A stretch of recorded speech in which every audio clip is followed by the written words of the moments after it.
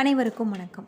திருச்செந்தூர் கோவில் கருவறைக்குள் மழைநீர் புகுந்த ஒரு அரிய வீடியோ காட்சியை தான் இப்போ நம்ம இந்த வீடியோவில் பார்த்துட்ருக்கோம். விடிய விடிய பெய்த மழையால் கோவில் கருவறைக்குள்ள மழை புகுந்திருக்கு. அது மட்டும் இல்லாமல் பக்தர்கள் சிரமமின்றி முருகப்பெருமான தரிசனம் செஞ்சு வந்திருக்காங்க. உங்களுக்கு திருச்செந்தூர் முருகப்பெருமான் பிடிக்கும் அப்படின்னா திருச்செந்தூர் முருகனுக்கு அரோகரா அப்படின்னு சொல்லிட்டு மறக்காமல் கமெண்ட் பண்ணுங்கள். அது மட்டும் இல்லாமல் இந்த மழை காலத்தில் நீங்கள் திருச்செந்தூர் கோவில் போயிருக்கீங்கன்னா அதனுடைய அனுபவத்தை பற்றி மறக்காமல் கமெண்ட் பண்ணுங்கள். வாங்க வீடியோக்குள்ளே போகலாம். முருகப்பெருமானின் அறுபடை வீடுகளில் இரண்டாவது படை வீடாக இருக்கக்கூடியது தான் திருச்செந்தூர் கோவில். இந்த கோவிலில் வருடம் முழுவதுமே மழை காலத்தில் கோவில் கருவறைக்குள் மழைநீர் புகுந்து பக்தர்கள் சிரமமின்றி தான் முருகப்பெருமான தரிசனம் செஞ்சு வந்திருக்காங்க. கடலோரத்தில் இப்படி கோவில் கருவறைக்குள் மழைநீர் புகுந்து வருவது மிகவும் சிரமமாக ஏற்படுத்தக்கூடிய ஒன்றாக தான் இருக்குது. முருகப்பெருமான் சிறப்புக்குரிய இடமாக தமிழகத்தில் 6 இடங்கள் இருக்குது. அறுபடை வீடுகளான திருப்பரங்குன்றம், திருச்செந்தூர், பழனி, சுவாமிமலை, திருத்தணி, பழமுதிர்ச்சோலை. குன்றிருக்கும் இடமெல்லாம் குமரன் இருப்பான் என்பதற்கேற்ப அறுபடை வீடுகளில் 5 மலையின் மேல் திருச்செந்தூர் மட்டுமே கடற்கரையில் அமைந்திருப்பது தனி சிறப்புக்குரிய ஒன்று. முருகனின் அறுபடை வீடுகளில் இரண்டாவது படை வீடாக விளங்கும் திருச்செந்தூர் தூத்துக்குடி மாவட்டத்தில் அமைஞ்சிருக்கு. சூரபத்மனை வென்றதன் நினைவாக இங்கு இருக்கக்கூடிய ஆலயம் 2000 ஆண்டுகள் பழமை வாய்ந்ததாக சொல்லப்படுது. முருகனின் இந்த படை வீட்டை சிலப்பதிகாரம் திருச்சீர் அலைவாய் என்று அழைக்கப்படுவதாகவும் சொல்லப்பட்டிருக்கு. அலைகள் விளையாடும் வங்க கடற்கரையில் திருச்செந்தூர் அமைந்திருப்பதால் அலைவாய் என்ற பெயரில் அழைக்கப்பட்டிருக்கு. இறைவனுக்கு பெருமை சேர்க்கும் விதமாக இத்துடன் திரு என்ற அடைமொழியுடன் திருச்சீர் அலைவாய் என பாடல்களில் பாடப்பெற்றதற்கு அத்தோடு அலைவாய்ச்சீரல், வெற்றிநகர், சிந்துபுரம் என பல பெயர்களில் சிறப்புக்குரியதாக இருக்கு. கடுந்தம்பம் புரிந்து வரங்களை பெற்ற சூரபத்மன் தேவர்களை துன்புறுத்தினர். அவனது கொடுஞ்செயல்களால் பாதிக்கப்பட்ட தேவர்கள் சூரபத்மனை அழிக்கும்படி சிவபெருமானிடம் தஞ்சமடைந்திருக்காங்க. அவர்களது வேண்டுதலை ஏற்று தன்னுடைய நெற்றி கண்ணில் இருந்து 6 பொறிகளை உண்டாக்க அதிலிருந்து முருகப்பெருமான் தோன்றியிருக்காரு. அவ்வாறு தோன்றிய முருகன் தந்தையின் கட்டளையை ஏற்று சூரபத்மனை வதம் செய்ய இங்கு வந்ததாகும்.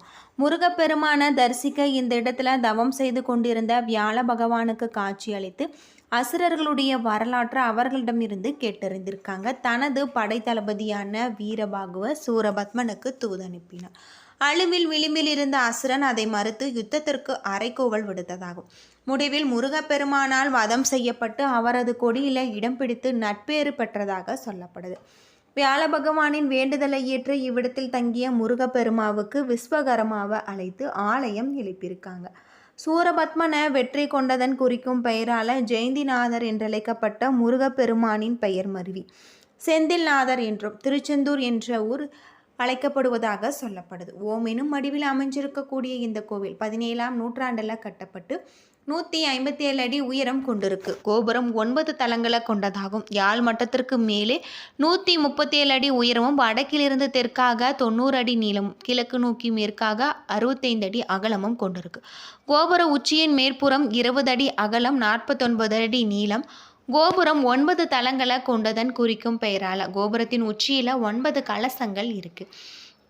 இந்த கோவிலில் உள்ள சண்முக விலாசம் எனும் மண்டபம் 120 அடி உயரமும் 60 அடி அகலமும் கொண்டு பிரம்மாண்டமாக அமைஞ்சிருக்கு. இந்த மண்டபத்தை 124 தூண்கள் தாங்கி நிற்கிறதாக சொல்லப்படுது. கோவிலின் எதிர்ப்புறம் 2 மயில்களின் சிலையும் ஒரு நந்தியின் சிலையும் அமைக்கப்பட்டிருக்கு. மயில்களில் 2இல் முதலாவதாக இருப்பது இந்திரனும் இரண்டாவதாக இருப்பது சூரபத்மனையும் குறிக்கிறது. நந்தி பெருமான் பஞ்சலிங்கங்களின் வாகனமாக இருக்காரு.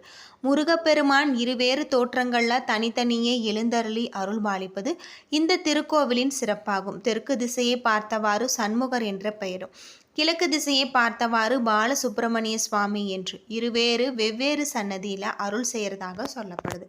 சூரபத்மனை ஆட்கொண்ட முருகப்பெருமான் அவ்வெற்றிக்கு நன்றி செலுத்தும் விதமாக தாமரை மலர வைத்து சிவபூஜை செஞ்சுருக்காங்க. முருகப்பெருமானின் வலது திருக்கலத்தில் தாமரை மலர் இருப்பதை இன்றுமே நம்மால் காண முடியும். சிவயோகி போல தலையில் ஜடாமகுடம் தரித்திருக்கும் இவருக்கு இடது பின்புற சுவற்றில் ஒரு லிங்கம் இருக்கிறதாகும். அந்த லிங்கத்திற்கு தீபாராதனை காட்டிய பிறகு முருகப்பெருமானுக்கு தீபாராதனை நடக்கிறதாக சொல்லப்படுது. இந்த கோவிலில் எழுந்திருக்கக்கூடிய பாலசுப்பிரமணிய சுவாமிக்கு பூஜைகளுக்கு பிறகு வெண்ணிற ஆடை சார்த்துறதாகும். மற்றொரு சன்னதியில் இருக்கக்கூடிய சண்முகருக்கு பச்சை நிறம் கொண்ட ஆடையை அணிவித்து வருவதாக சொல்லப்படுது. இங்கு உச்சிக்கால பூஜைகள் முடிந்த பிறகு மணி ஒலிக்கப்படும். 100 கிலோ எடை கொண்ட இந்த மணி கோவில் கோபுரத்தில் 9வது அறையில் வைக்கப்பட்டிருக்கு அப்படின்னே சொல்லலாம். அது மட்டும் இல்லாமல் பல்வேறு சிறப்புகளை கொண்ட ஒரு கோவிலாக தான் திருச்செந்தூர் சுப்பிரமணிய சுவாமி கோவில் அமைஞ்சிருக்கு. இந்த கோவிலில் சண்முகர், ஜெயந்திநாதர், குமரவிடங்கர், அலைவாய் பெருமாள் என 4 உற்சவர்கள் இருக்காங்க. உற்சவரில் குமரவிடங்கருக்கு மாப்பிள்ளை சுவாமி என்ற பெயரும் இருக்கிறதாகும். கோவிலின் மூலவருக்கு பின்பகுதியில் பாம்பறை என்ற சுரங்கம் பாதை வடிவமைக்கப்பட்டு இருக்கு. இங்கு செல்ல நாம் தனியாக கட்டணம் வசூலிக்கப்படுவதாகும். கட்டணம் செலுத்தி இங்கு சென்றால் முருகன் பூஜித்து வந்த பஞ்சலிங்கங்களை நாம் தரிசிக்கலாம். அது தவிர முருகன் சன்னதிக்கு வலது புறத்தில் பஞ்சலிங்க சன்னதி இருக்கிறதாகும். திருச்செந்தூரில் முருகன் சன்னதியில் மேற்கு திசையில் ராஜகோபுரம் இருக்குது. முருகப்பெருமான் இந்த தளத்தில் கடலை பார்த்தபடி கிழக்கு நோக்கி காட்சி தராரு அப்படின்னே சொல்லலாம். பொதுவாக கோவிலின் பிரதான கோபுரத்தை சுவாமிக்கு எதிரில் அமைப்பது வழக்கம். அதன்படி இங்கு கிழக்கு திசையில் ராஜகோபுரம் அமைந்திருக்க வேண்டும். அந்த பகுதியில் கடல் இருப்பதால் மேற்கு பகுதியில் கோபுரம் கட்டப்பட்டிருக்கு. முருகப்பெருமான் இருக்கக்கூடிய மூலஸ்தானத்தின் பீடத்தை விட இந்த கோபுர வாசல் உயரமாக இருக்கும் காரணத்தினால திறக்கப்படாமல் எப்பொழுதுமே அடைக்கப்பட்டு இருக்கிறதாகும். சூரசம்காரம் முடிந்த பிறகு நடக்கும் முருகன் தெய்வானை திருக்கல்யாணத்தின் போது நள்ளிரவில் ஒரு நாள் மட்டுமே இந்த ராஜகோபுரமானது திறக்கப்படும்.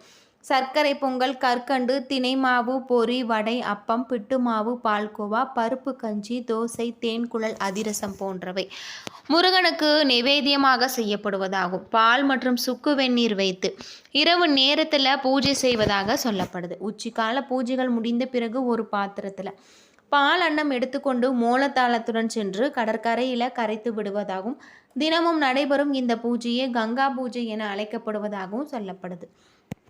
ஆதி காலத்தில் இந்த திருத்தலத்தில் மணற்குன்றுகளாக சூழப்பட்டதால் அமைஞ்சிருக்கு. கால ஓட்டத்தில் மணற்குன்றுகள் சிதைந்து பிரகாரமாக உருமாறி விட்டது.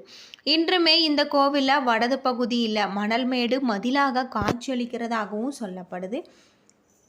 இந்த திருக்கோவில் முருகப்பெருமானின் ஆலயத்திற்கு இடது பக்கத்தில் வள்ளி குகை இருக்கிறதாகும். குழந்தை வரம் வேண்டுவோர் இந்த திசை எதிர் இருக்கக்கூடிய சந்தன மலையில் தொட்டில் கட்டினால் விரைவில் குழந்தை பாக்கியம் கிடைக்கும் என்பது நம்பிக்கையாக இருக்கு.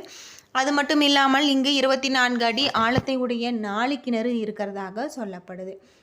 பல்வேறு சிறப்புகளை கொண்டிருக்கக்கூடியதாக இந்த கோவில் அமைஞ்சிருக்கு. இங்கு வரக்கூடிய பக்தர்கள் இந்த கிணற்று நீரில் நீராடிய பிறகு கடலில் குளிக்க வேண்டும் என்பது வழக்கம்.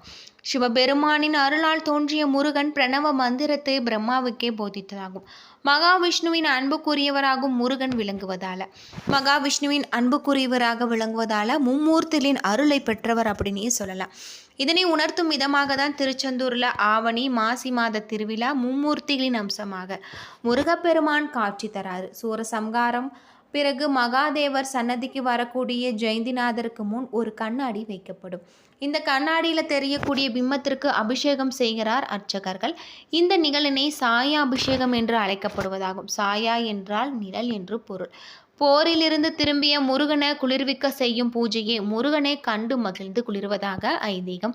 இத்துடன் சூரசம்காரம் இனிதே நிறைவடைவதாகவும் சொல்லப்படுது. வியாழ பகவானின் வேண்டுதலை ஏற்று கோவில் கொண்டுள்ளதால முருகப்பெருமானின் அருளை பெற விரும்பும் குரு திசையில இங்கு இறைவனை வணங்கி பலன் பெறலாக அப்படின்னு சொல்லப்படுது. மாறாத இளமை, குன்றாத அழகு மற்றும் முருகனின் சிவந்த நிறத்தில் செந்தில் என்று அழைக்கப்படுவதாக சொல்லப்படுது. என்ன நண்பர்களே, இந்த வீடியோ உங்களுக்கு பயனுள்ள ஒரு தகவலை தந்திருக்கும்னு நினைக்கிறேன். வீடியோ பிடிச்சிருந்தா லைக் பண்ணுங்கள், ஷேர் பண்ணுங்கள், கமெண்ட் பண்ணுங்கள். இது போல் தகவலை தெரிஞ்சுக்க நம்ம சேனலை மறக்காமல் சப்ஸ்கிரைப் பண்ணிவிடுங்க. நன்றி நண்பர்களே.